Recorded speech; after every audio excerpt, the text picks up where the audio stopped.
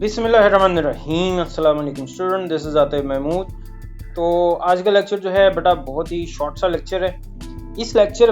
आज के लेक्चर में मैं आपको डी मॉर्गन्स लॉज समझाऊंगा विद प्रूफ। मतलब आपको आज मैं प्रूफ करके दिखाऊंगा डी मॉर्गन लॉज को। इसका प्रूफ एक दो बार एग्जाम्स में पूछा जा चुका हुआ है, ठीक है।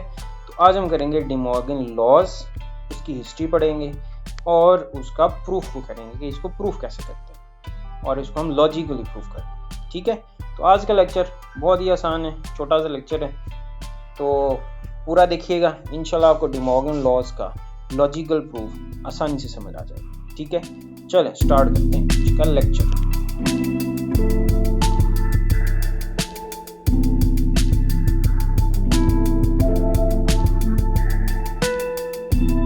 The laws are named after Augustus D. Morgan, who introduced formal version of laws of classical propositional logic. तो डिमॉर्गन जो था ना, इसने क्लासिकल प्रोपोजिशनल लॉजिक की हेल्प से ये लॉज बनाए थे। अब यहाँ पे बात आती है कि क्लासिकल प्रोपोजिशनल लॉजिक क्या है। अब लॉजिक को समझते हैं। लॉजिक का कॉन्सेप्ट दिया था अरस्तु ने, विच इज एरिस्टोटल। तो लॉजिक क्या होती है? According to Aristotle, a proposition is either true और false, it is called a logic. मतलब लॉजिक क्या है कि किसी भी कोई भी स्टेटमेंट है आपके पास, या तो वो स्टेटमेंट ट्रू होगी या तो वो स्टेटमेंट फॉल्स होगी। बिल्कुल ऐसे ही कि कोई एलिमेंट या तो x को बिलोंग करेगा या फिर x को बिलोंग नहीं करेगा। तो डिमॉर्गन ने भी इसी लॉजिकल प्रोपोजिशन को यूज करते हुए डिमॉर्गन के लॉज इन्वेंट किए। अब हम डिमॉर्गन के लॉज के प्रूफ की तरफ चलते हैं। उससे पहले एक चीज याद रखनी है, जो a है और उसका कॉम्प्लीमेंट है, ये दोनों डिसजॉइंट सेट्स होते हैं, ठीक है। अब ये चीज सभी समझ लेनी है, सारा डिमॉर्गन का लॉ समझ आ जाएगा। जैसे अगर x जो है वो अगर a का एलिमेंट है, तो इसका मतलब ये होगा कि x a कॉम्प्लीमेंट का एलिमेंट नहीं होगा। मतलब अगर x a में मौजूद है तो ऑब्वियस बात है x a के कॉम्प्लीमेंट में मौजूद नहीं होगा, क्योंकि ये दोनों डिसजॉइंट होते हैं, ठीक हो गया।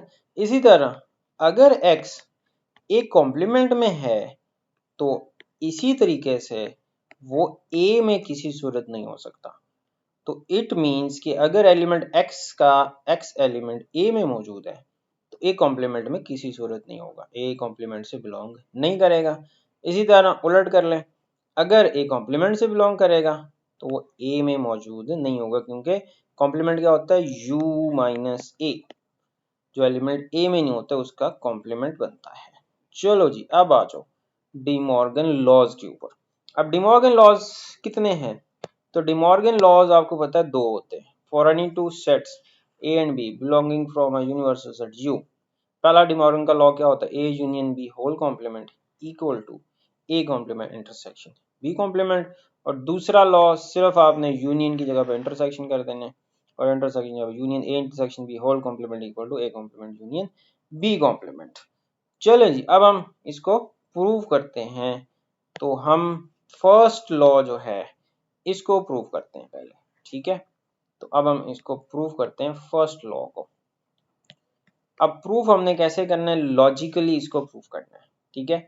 अब लॉजिकली प्रूव कैसे करना है? आपको मालूम है कि दो सेट्स कब इक्वल होते हैं?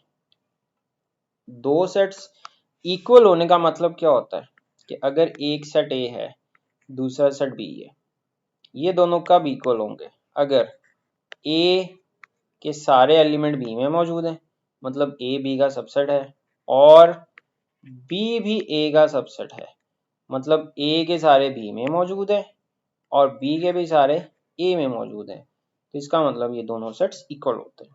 तो यही कंडीशन हमने यूज करनी है इसको प्रूव करने के लिए, ठीक है। चलो जी, चले हम पहले प्रूव करते हैं कि ए यूनियन बी का complement A complement intersection B complement का सबसेट है। तो उसके लिए क्या करते हैं? चलें एक एलिमेंट लेता हूँ x belongs to A union B complement. एक मैंने आर्बिट्रेरी एलिमेंट लिया x जो इन बी के कॉम्प्लीमेंट को बिलोंग करता है। अब अभी मैंने बताया अगर ये कॉम्प्लीमेंट को बिलोंग करता है तो ए यूनियन बी को बिलोंग नहीं करेगा। क्यों? क्योंकि डिसजॉइंट सेट्स होते हैं। तो इसका मतलब ये हुआ कि अगर ये ए यूनियन बी को बिलोंग नहीं करता तो डेफिनेटली ये ए को भी बिलोंग नहीं करेगा और ये बी को भी बिलोंग नहीं करेगा। अब ये एलिमेंट अगर x ए को बिलोंग नहीं करता तो हमें पता है कि फिर हर हाल में ये किसको बिलोंग करेगा, फिर ये इसके ए कॉम्प्लीमेंट में होगा। अगर ए में नहीं है तो ए कॉम्प्लीमेंट में होगा और अगर ए कॉम्प्लीमेंट में नहीं है तो फिर ए में होगा। तो अगर x ए को बिलोंग नहीं कर रहा तो फिर किसको बिलोंग करेगा जनाब? ये बिलोंग करेगा ए कॉम्प्लीमेंट को।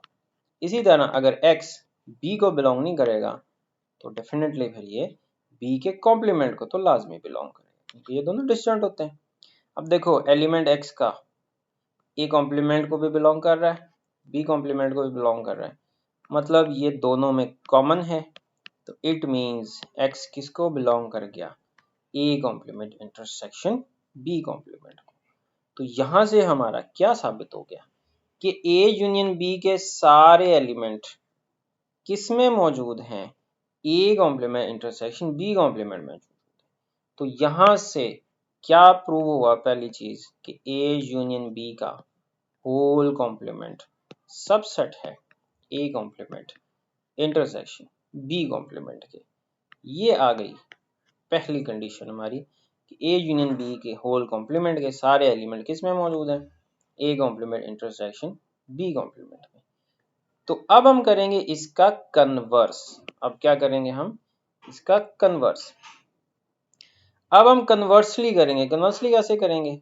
अब हम क्या करेंगे जी, A complement intersection B complement का एलिमेंट लेंगे और ए यूनियन बी के होल कॉम्प्लीमेंट को बिलोंग करवा देंगे, मतलब इसके सारे एलिमेंट इसमें भी मौजूद होंगे।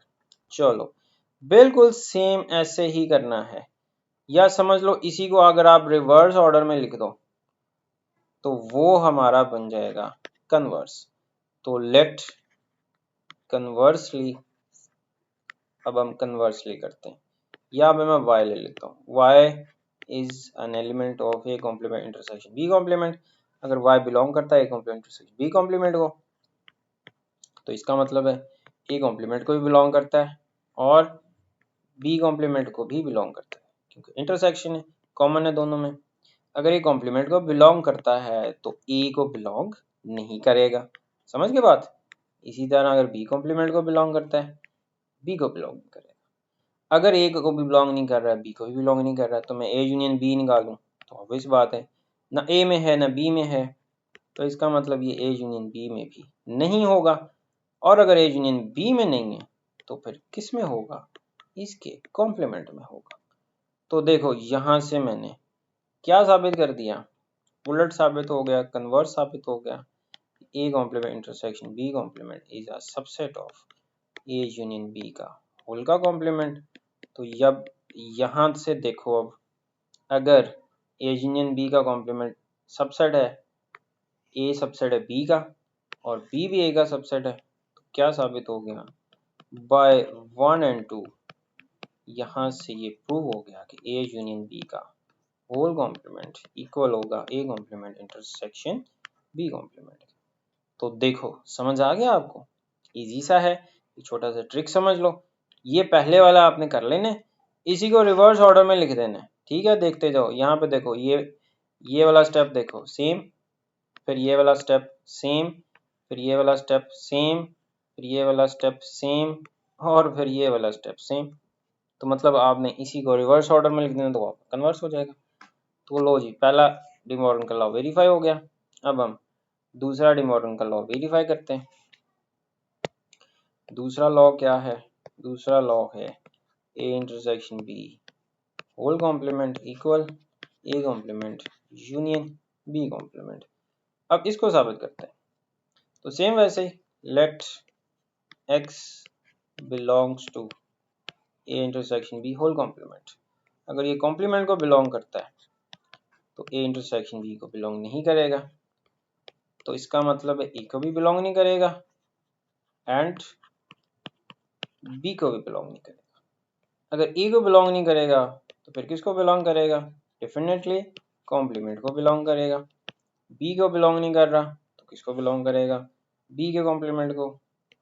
और अगर ये बिलोंग कर रहा है ए कॉम्प्लीमेंट को और बी कॉम्प्लीमेंट को भी, तो अगर मैं इन दोनों का यूनियन ले लूं तो इसका मतलब ये इनके यूनियन में भी मौजूद होगा। तो देखो पहला साबित हो गया कि ये इसका सबसेट है। तो ए इंटरसेक्शन बी का होल का complement is a subset of A union B whole complement. अब मैं कन्वर्सली करता हूँ, कन्वर्सली पे आ जाओ। इसमें क्या करना है? y belongs to A complement union B complement. मतलब यहाँ से अब मैंने शुरू करना है, कहाँ से? यहाँ से शुरू करना है। पहला स्टेप, फिर ये दूसरा स्टेप, फिर ये तीसरा स्टेप, फिर चौथा, फिर पांचवा। तो y बिलोंग करेगा ए कॉम्प्लीमेंट कर रहा है, तो y बिलोंग करेगा ए कॉम्प्लीमेंट को भी और बी कॉम्प्लीमेंट को भी। कॉम्प्लीमेंट को बिलोंग करता है, ए को बिलोंग नहीं करेगा। बी कॉम्प्लीमेंट को बिलोंग कर रहा है, बी को बिलोंग नहीं करेगा। तो इसका मतलब ये हुआ कि इनके इंटरसेक्शन को भी बिलोंग नहीं करेगा।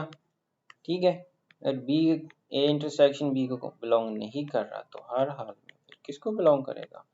इसके कॉम्प्लीमेंट को। तो यहाँ से साबित हो गया A complement union B complement is a subset of A intersection B का होल कॉम्प्लीमेंट। तो 1 और 2 से देखो, अगर दोनों एक दूसरे के सबसेट हो तो ये दोनों फिर इक्वल होंगे। तो यहाँ से देखो ये दोनों डी मॉर्गन के लॉज वेरीफाई हो गए। कौन कौन से थे? A intersection B whole complement equal A complement union A complement union B complement. तो ये है जी आपके डी मॉर्गन लॉज के प्रूफ्स। तो दोनों प्रूफ्स आसान से ही हैं। तो पहला लिख लेना, इसको रिवर्स ऑर्डर में कर देना, इसको लिखना है, इसको रिवर्स ऑर्डर में लिख देना। जैसे एक्स की जगह पे वाई कर दो, वो आपके कन्वर्सली हो जाएंगे। तो लो जी, ये था आपका डी मॉर्गन, ये थे आपके डी मॉर्गन लॉज और उनके प्रूफ्स।